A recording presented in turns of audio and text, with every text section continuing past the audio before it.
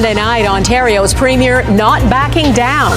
How Doug Ford is standing by his anti-tariff ad. It was the most successful ad in the history of North America. Where this leaves the Prime Minister and the trade talks with Trump. I'm not going to be meeting with him. The tariff war between Canada and the U.S. deepens. President Donald Trump says he won't meet with Prime Minister Mark Carney for a while after a turbulent weekend. Trade talks were cut off after the government of Ontario ran an anti-tariff ad, and Trump followed that up with an additional 10% tariff.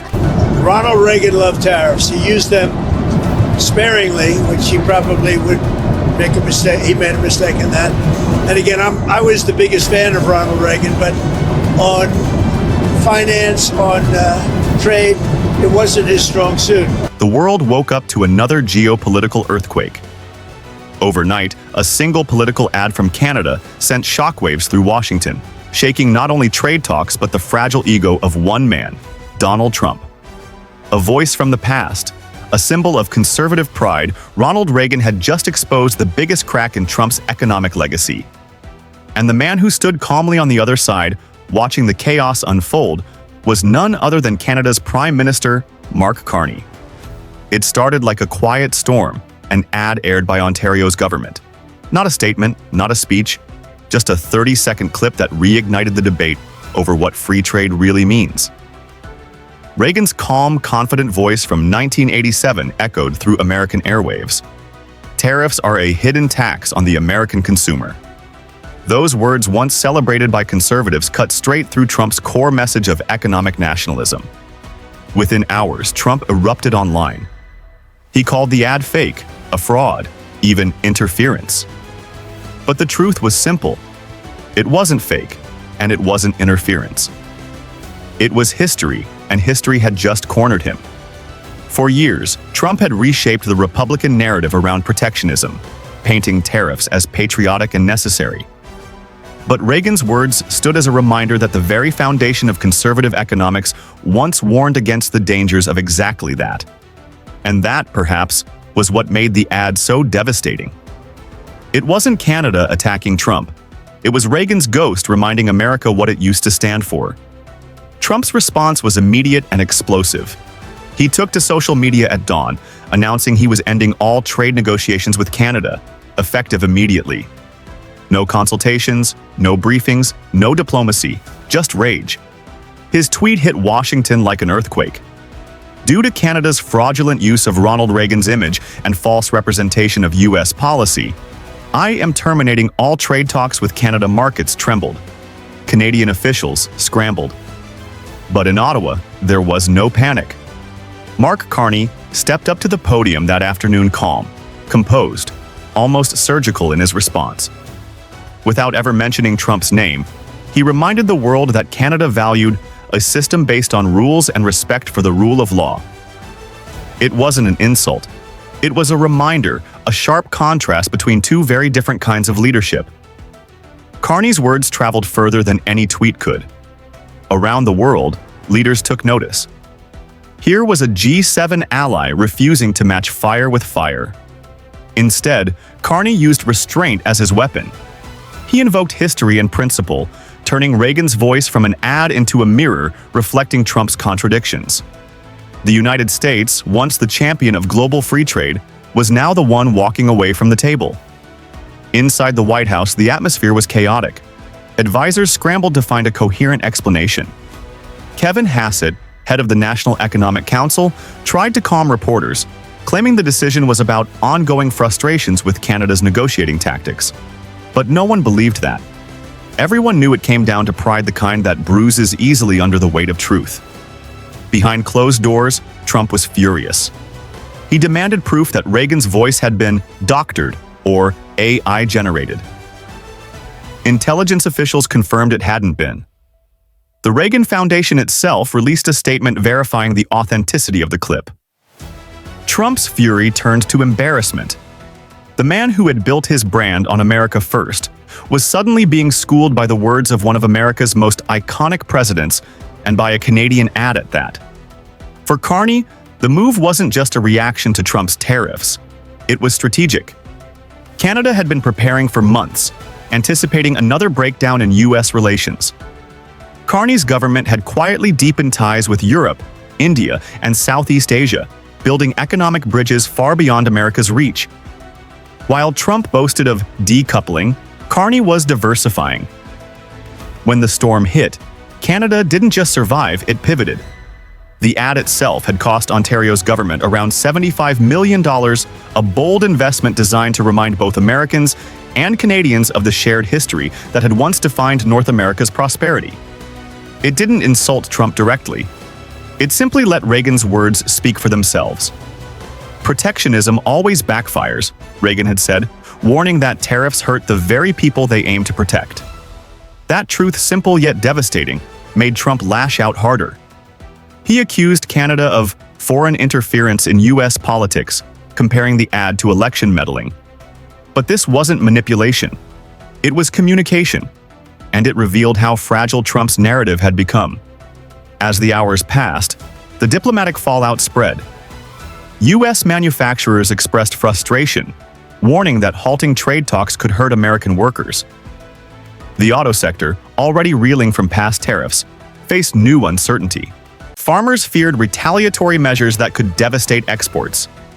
Yet Trump remained unmoved, doubling down in interviews, saying Canada had disrespected America's legacy.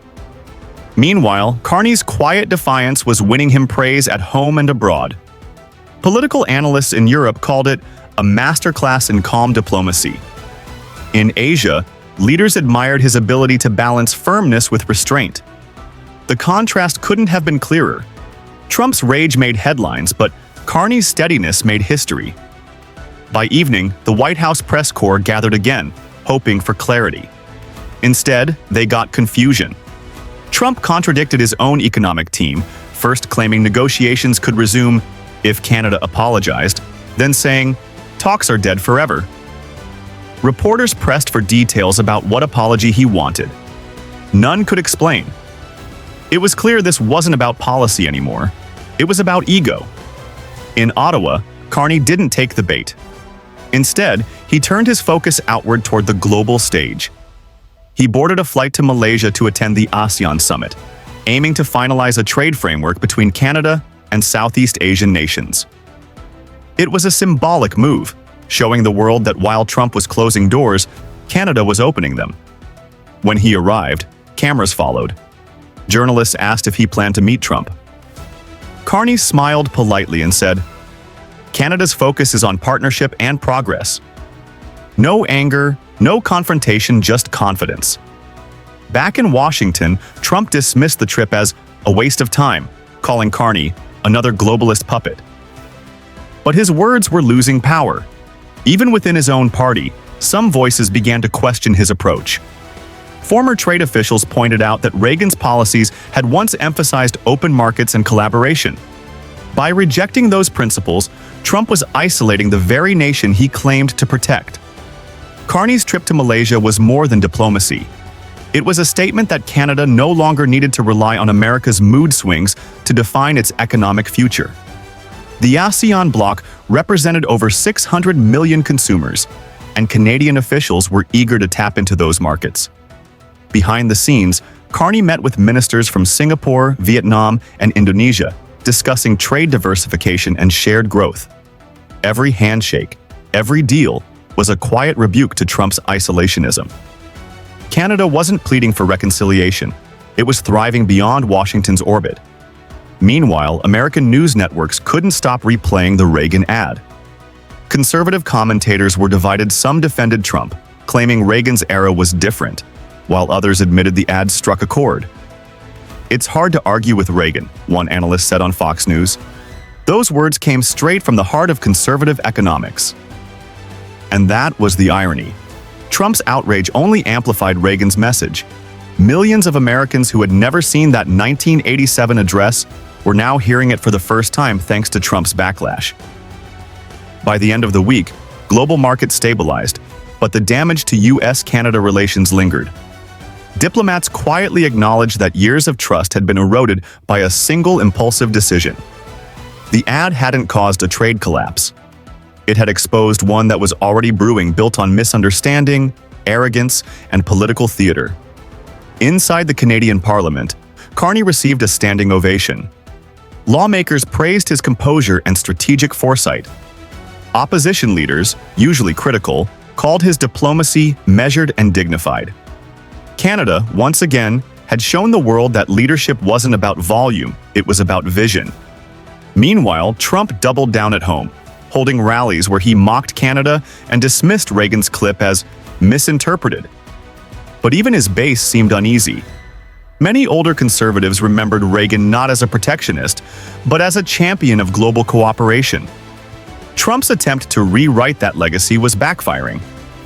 In think tanks and newsrooms, the conversation shifted. Commentators began comparing the two eras, Reagan's optimism versus Trump's defensiveness, Reagan's unity versus Trump's division. The conclusion was unavoidable. America's moral leadership in trade had declined. Mark Carney didn't gloat. He didn't need to. His silence spoke louder than any soundbite. By letting Reagan's words stand on their own, he reminded the world that truth doesn't need to shout. It just needs to endure. As Trump's tweets faded from the headlines, the ad continued to air online, gathering millions of views worldwide. It became a symbol not just of Canada's defiance, but of a global yearning for leadership rooted in facts, not fury. Even weeks later, the White House remained defensive. Trade officials quietly resumed talks through back channels, hoping to restore normalcy, but the damage was done. America had revealed that it could be shaken not by foreign power, but by its own insecurity. And through it all, Reagan's voice remained timeless. Tariffs are a hidden tax.